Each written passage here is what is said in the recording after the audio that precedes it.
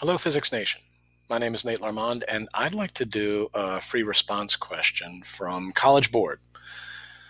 Student sent me this one. He was doing his optional student practice problems, and everything was cool until they started asking about specific heat. So it's a simple idea. It's the energy required to raise 1 unit mass 1 degree in temperature. So usually that means in the metric system, how many joules does it take to raise 1 kilogram of mass 1 degree Celsius?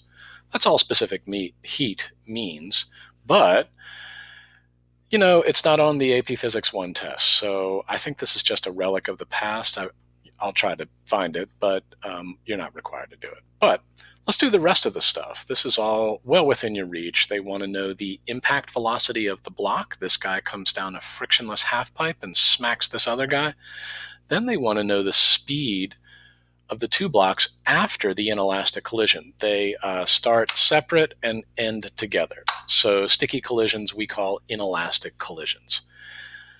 Then they want to know how much kinetic energy is lost during the collision. So, change is just final minus initial. We want to find the kinetic energy of the two block system after the collision. And then we're going to compare that. We're going to subtract that from the kinetic energy of this guy right before the collision. And that's the kinetic energy that's lost. Heat, sound, and vibration, usually internally within the objects that are colliding. Then we come to the specific heat. How much does the temperature change based on C? And then finally, we find the thermal energy. That is, how much work is done by friction. Those are the symptoms of the work done by friction, the thermal energy, the change in temperature.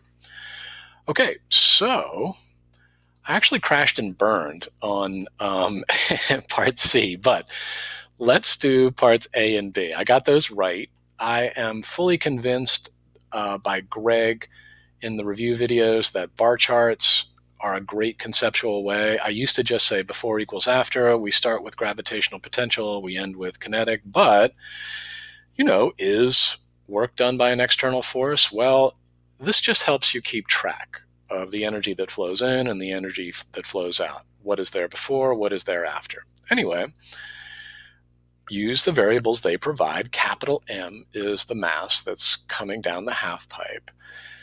And so we got a capital M on both sides. That cancels out. Multiply both sides by 2. Take the square root of both sides, and you end up with the square root of 2gr. So I got that right. That's beautiful. That's the impact velocity of this guy coming in. Then, how fast are both of them going after the collision? Well, if you see collision, you're probably going to do a conservation of momentum problem. The momentum entering the collision is the momentum leaving because the hit is an internal force, no change in the system's momentum. Here's mass times velocity coming in. Here's mass times velocity leaving.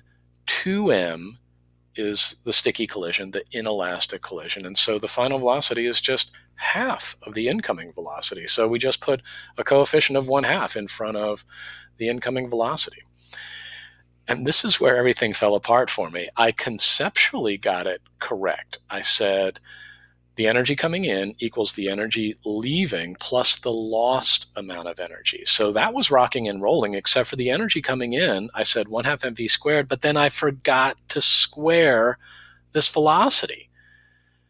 And unfortunately, that leaves you with this square root term, and then I can't combine like terms, and this error cascades through the change in temperature, and yeah, it's just a disaster. But I fixed it up. I cheated and looked at the scoring guide, and now I'm squaring the square root. So, if you square the square root, you end up with 2gr. So now I can combine like terms, and everything looks great. This is the amount of energy that's lost, mg capital R divided by 2.